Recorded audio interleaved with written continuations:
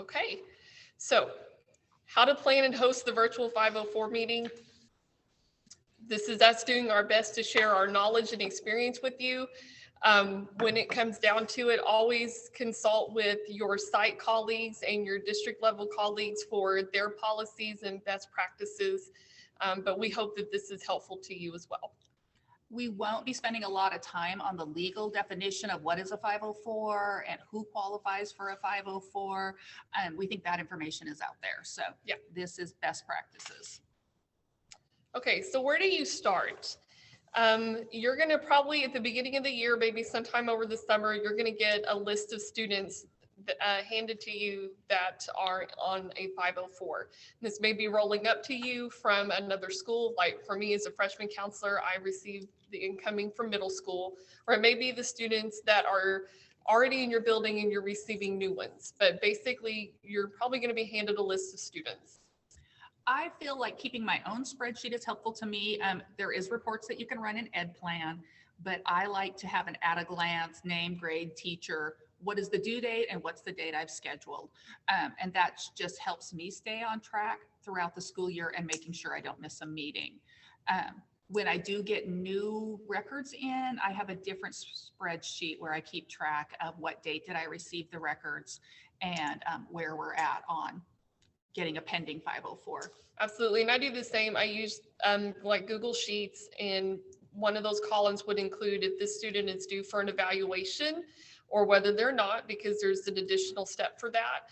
I also include anything that is of note that maybe was sent to me by the counselor, like, hey, make sure you take care of this, or something along that lines that maybe wouldn't be spelled out in EdPlan. And so this is just something that you would keep for yourself.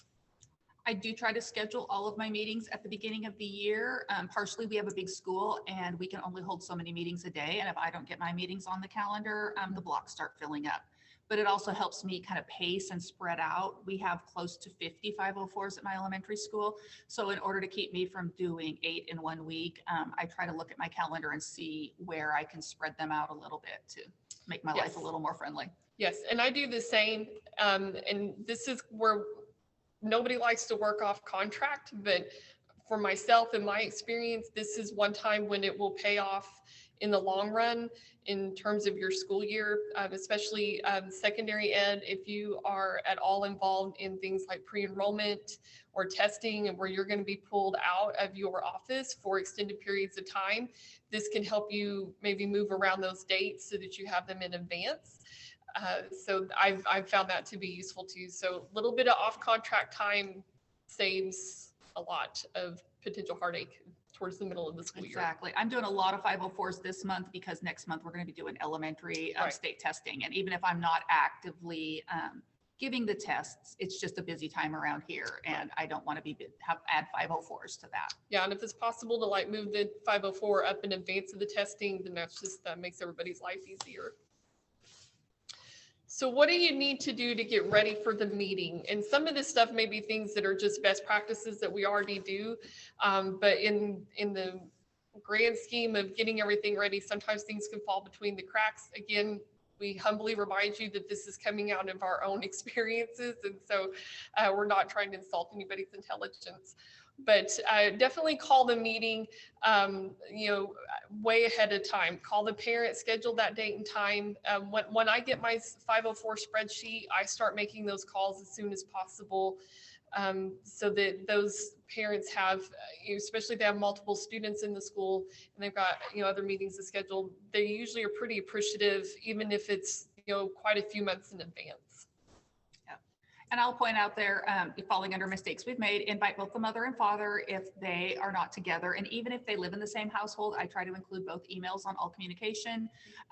We've been caught before where a dad didn't know that their child was on a 504 or da-da-da. So 100%. Both parents. 100%. Yep. Yes. All right. So send the invitation to meeting. This is if your parents that are participating do live in different locations, be sure to send one to each of them. And my rule of thumb that I developed over the years is if I'm not able to schedule the meeting as far out in advance as I would like, at least 10 days is kind of the good rule of thumb for both you and the parent, so that, you know, if there's an admin calls you into a meeting, something's going on at school that wasn't there, but you can't not attend, 10 days is usually a pretty good amount of time to say to the parent, hey, we've got something else maybe within this span of time. And that usually is a pretty good amount of flexibility. So the virtual invite, okay, this was kind of something that we both had to learn back in the spring when we went into quarantine, and we had to learn how to do this because we still had to host those 504 meetings, even though we were not on campus. And so you can do this through your calendar invite, okay? And you can usually have your option between Zoom or Google. So you would set up the Google calendar invite like you would for any other meeting. Okay, you would include the parents' email. Secondary ed, like my students that are in high school, I include them as well. I use their school email address. And then you click to make it a virtual meeting, whether that's Zoom or Google. What I will tell you is that while Google is a fantastic platform, it does not work and play well with other email addresses that are not Google.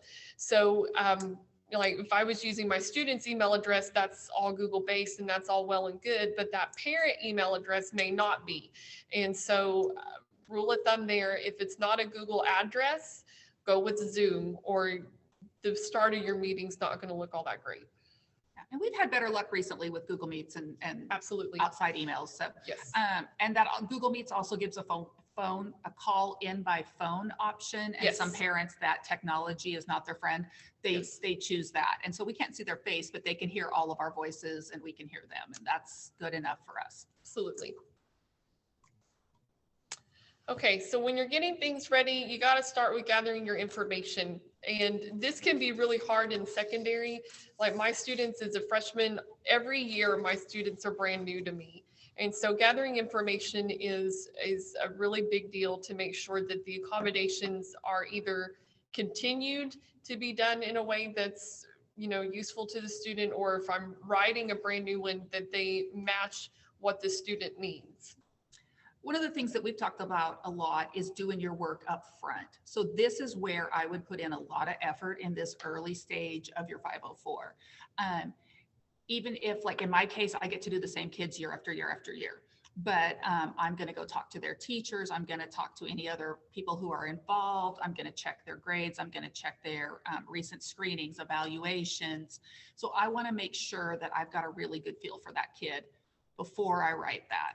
I might check in with the parents, what's working well this year, what hasn't been working, you know, and so I want to get as much information up front, and that's going to help us have. For sure. And I will say this also, just because you ask a parent what accommodations you would like them to see, that doesn't mean it has to go on the 504. Especially parents who are new to this process, they're going to come in either really well versed in what they think needs to be on the 504, or they may not even have a clue. So it's worth asking, what would you like to see? But always understand that just because the parent requested doesn't mean it has to go down in print. And so, and there's a little bit of different phrasing that I found works with new versus an annual. Just an annual can be like, hey, what's been working? Does this need to change? Maybe seating arrangements are different in high school, and so that needs-based seating may need to look different. The one thing on there I would also point out is if there is any controversy about or any disagreement about what might be going on this 504, I call a staffing. I don't staff on most of mine. Generally, it's pretty straightforward. A child has ADHD and they're going to get some pretty typical ADHD accommodations. Mm-hmm. But if there's a lot going on, I want to make sure that our staff here at the school can come to an agreement before we go to that meeting so that we can present a united front in front of the parents, because we never want staff disagreeing. Absolutely. And each other. And your teachers, like for secondary, I know that can be really difficult when you're working with teachers that are in multiple plans or they're out of the building for part of their classes. But I think you'll usually find them to be pretty agreeable to not want to be caught off guard potentially in a meeting. And so that's usually how I phrase it with them, is like, hey, this looks like it could be challenging. Can we set aside some time to talk about this student prior to the meeting so that no surprises? So what if you haven't met the student? Brenda, what do you say? I try not to get myself in that situation, but sometimes meetings are coming up quickly. I try to get down to the classroom and interact with them a little bit, observe how they're getting along with their teachers and their peers. It is just so much easier to talk about a student that you actually know. I'll admit there's been a couple of situations where I've had to go into meetings without having a relationship with the student that we're talking about, but I'm never nearly as comfortable talking about the accommodations in the process if I don't know the child. Sure. And like for secondary, again, it can be hard when you have a caseload with hundreds and hundreds and hundreds of kids. And so if time doesn't allow for you to pull the student in ahead of time, again, like as a freshman counselor, my students are new to me every single year. And so if time doesn't allow for me to meet with them prior to the meeting, then I definitely try to visit with their teachers to say, what are you seeing in class? And again, this is also where staffing could be useful. If the student's brand new to everybody that's going to be at the table, except for the parent, then, this could be a good time to work through any concerns that you have about maybe what you're just seeing on paper. I will always be able to see students' grades, but I know that's not always reflective of what's going on in the classroom. So if time doesn't allow for you to pull the student in and meet with them one-on-one just to check on them and how their year is going, it's really in your best interest to at least visit with their teachers. Okay, so now you're ready to go to work in Ed Plan, everybody's favorite software, right? It's okay if you're crossing your fingers while you agree with me. So Ed Plan works a lot like a place setting. You start with that outside fork and work your way in. Okay, you find the 504 tab and you just work your way through the menu, starting with the reds, right? Brenda, what have you found works? So yeah, when you're going to find your caseload on the front menu, and then you're going to find your student. If it's a student that hasn't been assigned to you, you might need to search for them to pull them up. But once you have your student, there's going to be a whole bunch of tabs at the top, and it's going to look super overwhelming. But your only tab you need to worry about, for the most part, is that 504 tab. Absolutely. And you start with the top tab and just work your way down, saving each tab as you go, and it walks you right through the process. Absolutely. And always go with create a draft. Always go with the draft, because even if you have to create multiple drafts, those will eventually expire and disappear, and you'll just see your finalized documents. So whether you're very experienced with Ed Plan or but maybe new to 504s, maybe you've used Ed Plan for something else, I can't say enough about the saving grace of creating a draft before going to final. You really can't break Ed Plan. I think some teacher or some counselors that I've worked with are afraid to just touch anything. Like, I'm going to mess it up. It can all be deleted. It can all be taken care of. You might need to call someone at your district that has the ability to delete those documents and to make changes for you, but you can't break Ed Plan. So feel free to explore and click and see how it all works, but you're going to stay in that. Yeah, the very first 504 I ever did, I ended up with like 9 drafts of the same document. So it's completely true. I was just multiple drafts, and then one day they expired and they weren't there anymore, and it was a beautiful thing. You're going to start with your reds, and so you're going to complete that. Now, if it's a face-to-face meeting, you're going to want to print your documents. If it is going to be a virtual meeting, you're just going to save to PDF, because then you're going to be able to share those electronically. Eligibility is done on all new 504s, and then every 3rd year thereafter. And then your student plan is the plan that you're going to do every year, or more often as necessary if someone on the 504 team requests that you have another meeting and review the accommodations. Yeah. And this is where you want to always start with the draft. Every one of these documents comes with the draft option. The record of access form, your district probably has access to one of those, like maybe a file in a shared drive. If not, just go to the State Department of Ed website and they have one that you can download, as well as the parents' rights. Parents' rights is a document that explains what a 504 is and kind of explains how the accommodations will work, and that they have the right to call a meeting at any time. And so I always send that with the drafts prior to the meeting. I include that as part of the 504 documentation so that parents know ahead of time that's why these documents are in there, and that this is what they can expect to be covered in a meeting. Often when I do a virtual meeting, if it's just the student plan, then I can save that as a PDF. But if it's a new file and I have all those papers, I might print those out, stack them together, and then scan them in. So I have one PDF document that I can open and just keep scrolling through. It keeps me from having to jump from document to document in a meeting. Absolutely. And so that's kind of the kicker with the virtual process this year was I was very much kind of the paper person because all my meetings were in person. And so I just printed it off and everybody signed. And then I didn't have to do anything with the PDF until I, went in and did the final documents. So now there's the extra step of making sure that your drafts are saved to PDFs as well.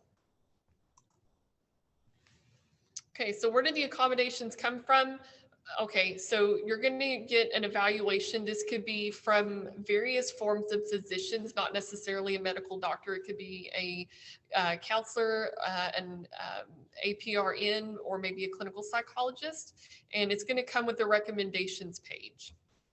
Not every new 504 comes with a full evaluation, though. It's nice when they do, because you can tell the parents, hey, I just pulled right from that recommendations page. These are the things that the person who evaluated your child thought would be the most helpful for them. But say sometimes I just get a diagnosis, so from a doctor. If I don't have accommodations ready for me, I'm going to talk to that teacher. Hey, what's working well in the classroom? What are some things that you're doing for this child that we may or may not be doing for other children? I'm going to, if it's a brand new diagnosis, I might Google 504 accommodations for and just see what's out there. What are some typical accommodations for this disability? If you're brand new, don't be afraid to phone a friend. Absolutely. Call someone at a nearby school and say, hey, help me. This is my first 504 I'm writing for anxiety. What are some things that you're doing for students that have anxiety in your building? And so often what people will say is, aren't these accommodations just good teaching practice? Yes. Often these are the things that your teachers are already doing. We're just giving children a right to always have that accommodation. But a lot of the things, especially at the elementary level, it is exactly what a good teacher would do. Seeing these symptoms, seeing this disability, they would naturally make these accommodations very often. Yeah, in secondary, what we'll see probably more often than anything is testing accommodations because of like SAT, ACT, state testing accommodations, and therefore that, is expressed through classroom testing accommodations. And so, again, most teachers are like, hey, okay, go ahead and finish your test, that kind of thing. But sometimes, even when it's just a good teaching practice, sometimes you just have to have that documentation, and that's, where this is really handy. So you want to email all of the drafts and your parent rights and responsibilities prior to the meeting. And so you'll have that piece done in EdPlan, and just make sure that all of the email addresses jive with the people that they're going to. Good point. Just, that's just, I don't know if anybody remembers when there was the whole statewide thing, and it had uploaded email addresses that were not connected to the student and everything like that. Hello. Just, Yeah. But look at this. Oh, what is that?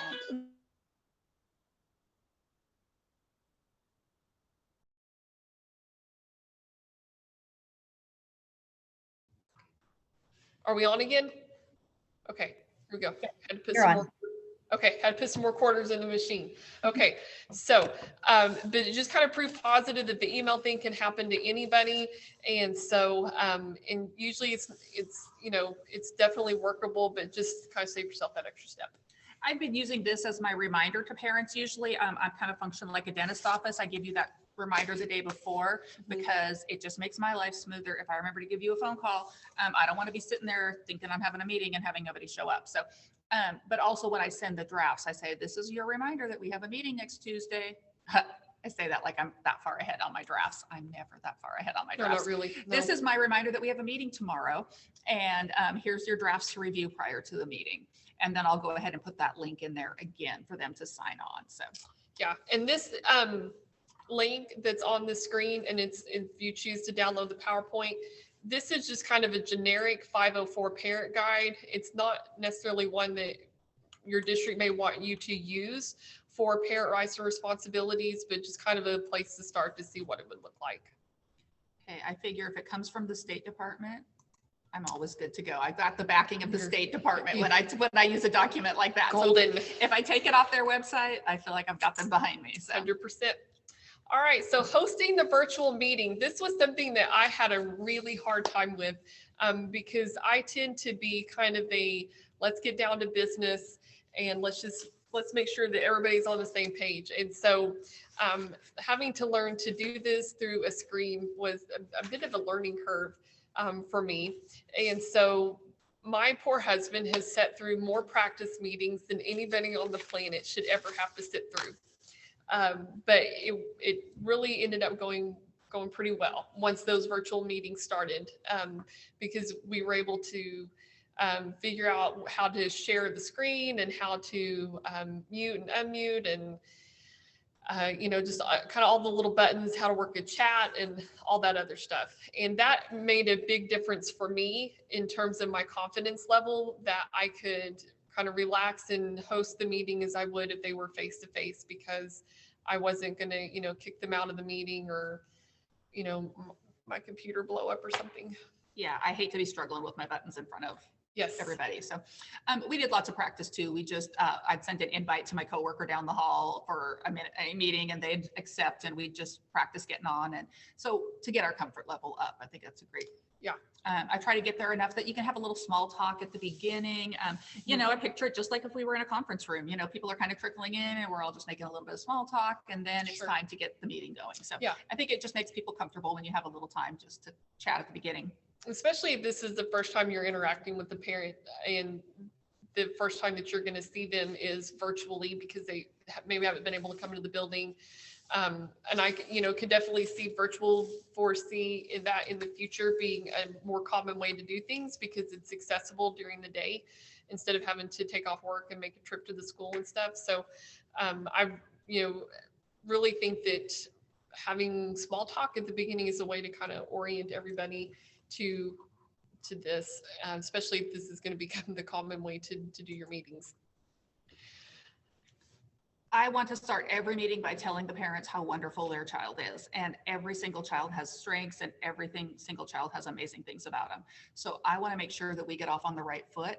And I don't want the first words out of my mouth to be disability and accommodations. So I try to always, and that's why we're counselors, right? I love each and every one of these kids. And there's always great things that I can say and share some fun story about something their kid's done at school. Mm-hmm.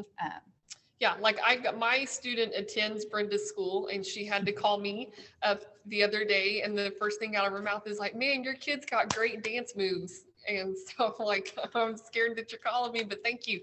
And so, but she's exactly right. It's a great way to break the ice. And so this kind of goes back to that small talk. This allows you to, bring that kind of thing into the meeting, and then just, kind of be mindful of facial expressions and tone. Nobody wants Bueller's history teacher in their meeting. And I think sometimes we forget that if we're not the one speaking, our face is still on a camera. Yes. And so, we've got teachers in this meeting, we've got administrators, maybe other professionals. And so when you're not speaking, just making sure that your face is still friendly and that you look like you're actively engaged in absolutely the meeting. So for sure. Okay, so now for the meeting. All right, it works a lot like this, what we're doing now. So for the virtual meeting, you have all the tabs open. Make sure that you've closed out, anything that would be like an email or something that would show another student's name. Speaking from mistakes, we've probably we've Absolutely. made. Yeah. Yes. Mhm. I've had my administrator email me or text me during a meeting and say, you've got a tab open with a name on it. So now I'm much more aware of closing all my tabs, Yeah. except for the tabs I'm going to need. Yeah, and like when I was doing this from home, all my stuff was preloaded into Google Drive. And so that Google Drive had other student files in it. And so, with maybe more detailed information. And so again, yes, this again humbly comes from experience. And so it's worth taking a few extra seconds to make sure that everything's closed out except for the 504 tab and the meeting. So kind of going back to the place setting, start that outside fork and work your way in. You're going to start with the sign-in page and go through each document just one by one. And so you're going to have this meeting and you're going to start in the conference room, so to speak. And everybody's going to have the copy of their draft. You have your record of access form with everybody who's participating. And for me, in lieu of a signature line, instead of trying to email it and ask them to sign it and scan it back, specifically to the record of access anyways, I just write via video conference in the signature line for everybody who's participating. And then we start presenting one after the other, starting with reds and working your way through. After each document, because we can't sign, I have been jumping out of present mode and just saying, are we all in agreement? And because I like to see at least those head nods or the thumbs up or some acknowledgement. Right. Yep, we agree with this document. We're moving on to the next document.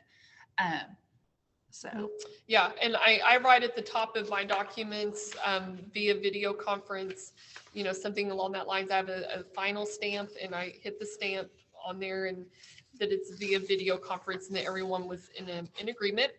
Then you just write any changes on the draft document, making note of the changes that everybody's agreed upon. I even will make a note if an accommodation is remaining the same, that this is going to remain unchanged.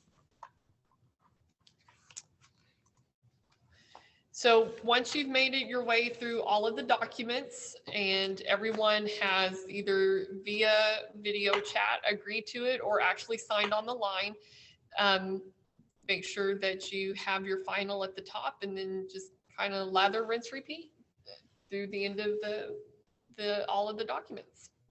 Yeah. So. I don't think I have anything to add to that. Thank you. Yes, it was just so well. I'll be here all week. It is just trying to finalize and so when it's virtual at the end, I generally read off again, these are the changes that we were going to make that we agreed upon today. 100%. Because they can't see me handwriting those on. In a real meeting, they can see you like, oh, I'm going to handwrite in these changes, but they can't. So I usually try to read those off to everybody. Absolutely. Okay, so you've survived the meeting. Now what? All right, so you're going to go in and under the drafts, you're going to go back through those tabs and you're going to click to finalize after you've written in any changes. Okay. Even if it's an annual meeting and not an eligibility, the parent may have some new documentation that alters the diagnosis. And this is where you would go in and add that to the reds or the eligibility if it's an eligibility year. And this is where you can edit anything that was done in the meeting. And then you're going to finalize and you're going to, if it's a virtual meeting, you're going to print as well as the save to PDF, because you'll be emailing this home to the parent, okay, along with your written notice that summarizes the meeting, okay, and then you'll have that paper copy that goes in with the file that is kept in your office and then the one that is emailed. I have always made it a practice to hold on to the drafts because if there was some confusion later on that maybe a parent thought this accommodation was going to work a certain way and it didn't, or they think that accommodation was added that they agreed would not be added, you have those initial drafts that everybody agreed on to show them.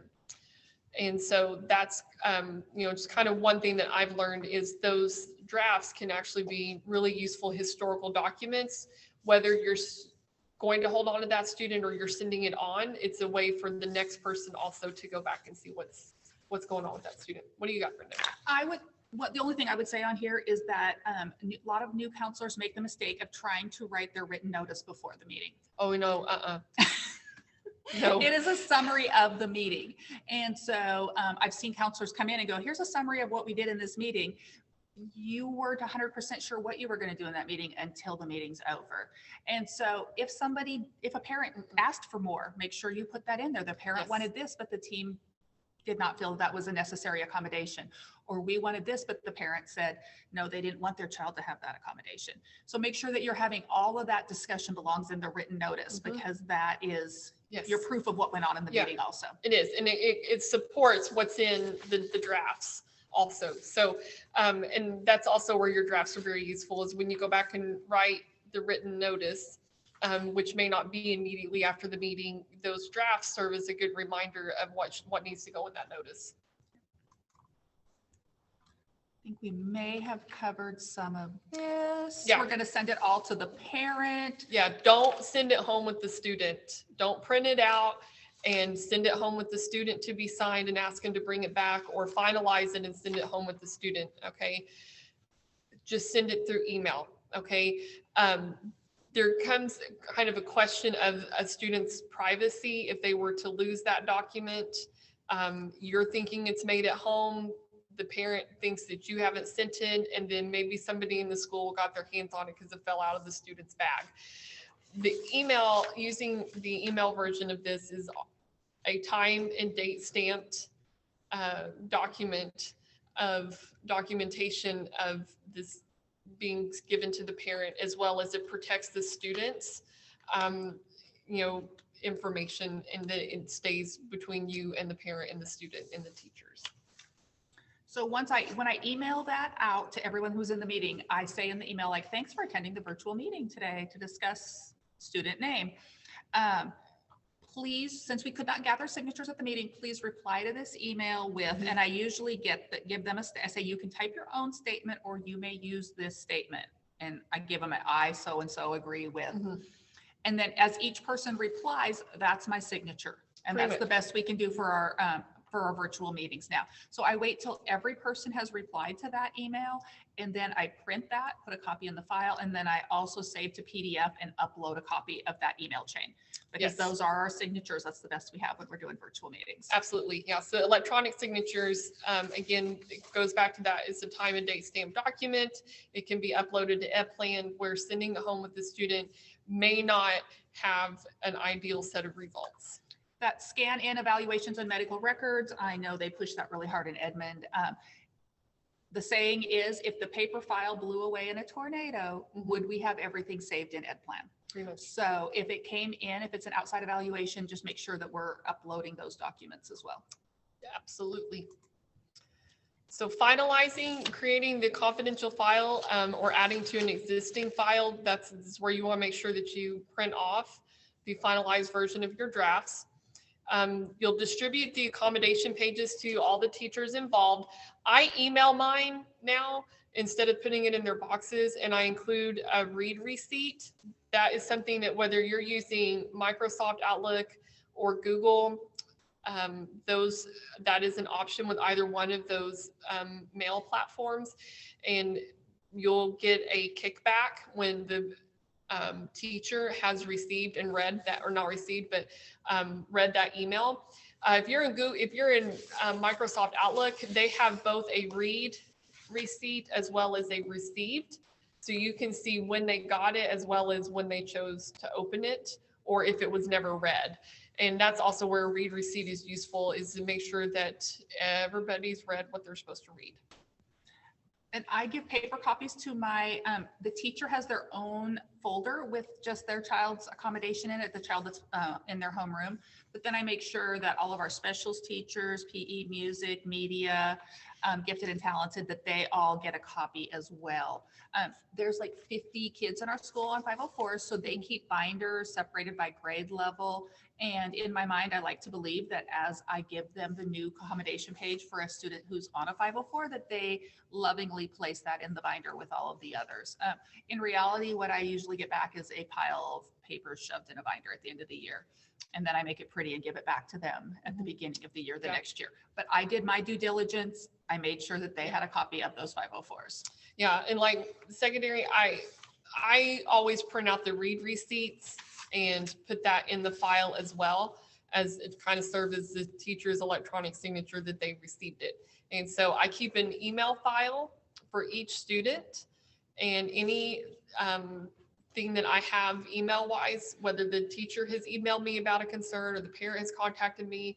So all email contact plus read receipts plus where I've sent the drafts and the finalized copy, I keep an email file folder for each student with their name on it. And then I keep all of that documentation in there.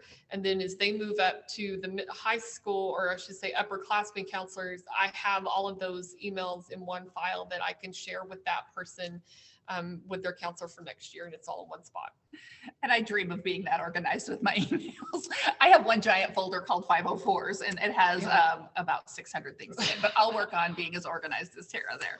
Again, I will say this comes down to raw experience and it not going well prior to that. And so, but again, this is where some off-contract time is valuable if it's available to you, and it's not always, for sure. And this is our wrap up. We just kind of thought about, if I was brand new, what are some things that I would want to know?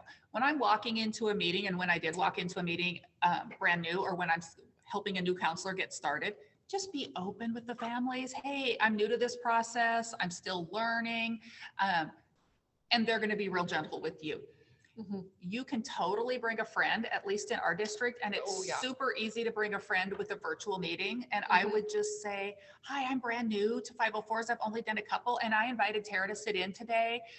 She's an experienced counselor, and in case you have a question that I can't answer, she's going to be here to help. I've never had a parent say no to that. And then if I get tongue-tied, or if I get in a spot where, as a new counselor, that I can't answer questions, I've got someone who can jump in with me until my confidence gets up a little bit more. Absolutely. Especially if you're new to your district, and you're not maybe sure about how attendance works. There's, an accommodation about medical absences not counting against attendance, and there's questions about stuff like that, or whatever the case may be. Absolutely bring in that friend. It was a saving grace for me when I started mine, for sure. Again, can't stress enough, don't send stuff home with the student. Please keep it electronic, because that's just time and date stamp documents and protects the student's privacy. Lastly, there's a lot of useful stuff in EdPlan that is going to be specific to your district that you're going to want to check out. Yeah, we have uploaded documents. It's in the lower left-hand corner, and I know we have lots of documents in there. Some of them I know were just uploaded by Edmond Public Schools, but there are general documents in there from EdPlan as well that will help walk you through the steps. Okay, so we're going to unshare the screen, and if anybody has any questions that have been sent through chat or anything like that, we're going to, I think exit, and then we're going to stop share. We'll be happy to take those questions. So. Okay, ladies. Well, first of all, thank you so much for just sharing your experience and giving just such very practical but needed advice to our participants today with 504. So that is just really helpful to have feet on the street and just really things we can put into use. There are a couple of questions in the chat. We have about 7 minutes here, I think, that we can entertain some of these. So the first one is, could you speak to, can we do the annual and the third year eval at the same time? And if so, how? So yes, what I do when I have a student that is coming up for their third year reevaluation, I host it just like I would an annual meeting. And when I send home the drafts, I also include the medical documentation that they're going to need to do that eligibility piece. And so I just host it like I would any other meeting. I just include that eligibility documentation, and I send home the medical documentation to be brought back for the meeting. Yeah, I think a vast majority of, I mean, this 504s are for disabilities. A vast majority of disabilities are going to be consistent through time. Mhm. There are a few kids who are going to work their way off of 504s and not need accommodations. And so I tell parents that eligibility component isn't that big of a deal. But we do need to go, it's just a Mhm. requirement. We have to do it every 3 years Mhm. to say, is this child still eligible? But most students who have a diagnosed disability will continue to meet criteria. So Yeah, and if the student is seeing somebody for a diagnosis that's difficult to get into, like a clinical psychologist, for example, that can take months for whatever reason to get an appointment with them. And so what I tell the parent is, we're going to go ahead and host this meeting. We're going to continue services. We're not going to leave your kid high and dry. What I am going to ask though is that before the school year ends, that we have this updated information so that we can continue to make sure that it matches what the diagnosis is. The doctor may see that something's changed and we may need to edit that, or bring in new supports. We want to make sure your student has that. So the sooner you get it to us, the better. But we're going to not have services for you because of this eligibility piece.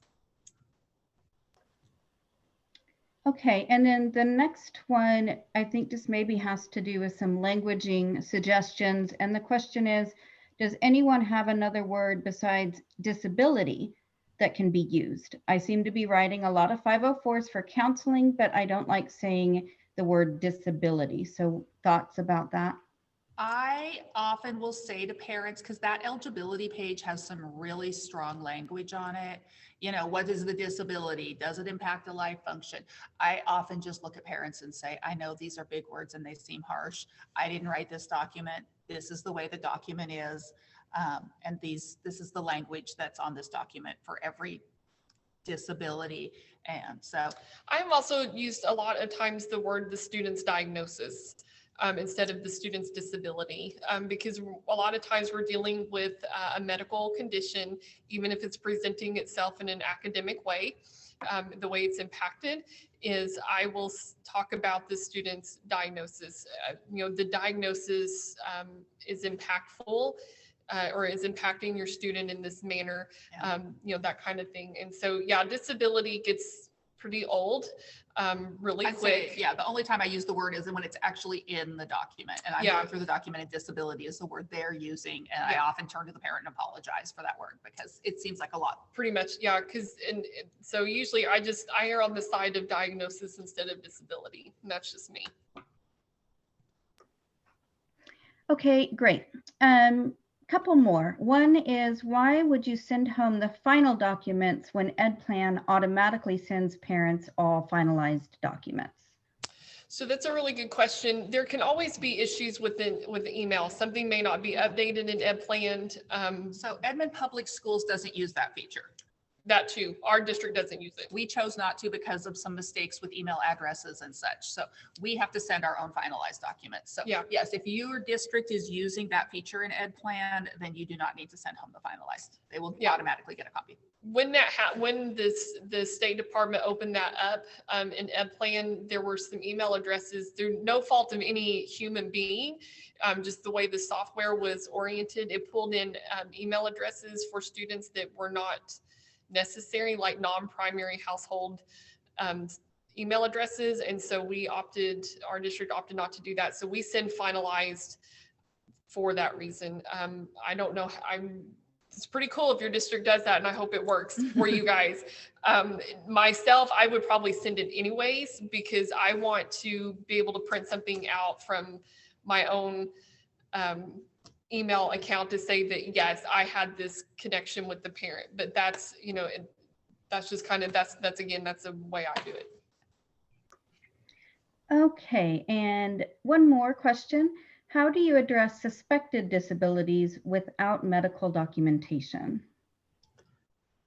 So we have done a few things at the elementary level. Our school psychologist can sometimes do rating scales. We have done some ADHD rating scales or some autism rating scales. Parent would have to give consent for an evaluation because rating scales are an evaluation. And then the language that we use are symptoms consistent with a diagnosis of ADHD. So we can't diagnose because we're not medical professionals, that we can say, oh, according to these rating scales, the symptoms are consistent with a diagnosis of ADHD. And so we have been able to use that at the elementary level, but that is sure something I would want you to talk with your district about and your people, because Yeah. sometimes it's just really important that we get those accommodations in place. And so we're kind of looking for different ways that we can get that. Mm-hmm. Yeah, and sometimes the parent doesn't want that. Like I will have students, and I'm just gonna throw this diagnosis out there, that maybe they're diabetic, that they don't want a 504. Like they feel that that's managed and they don't need accommodations.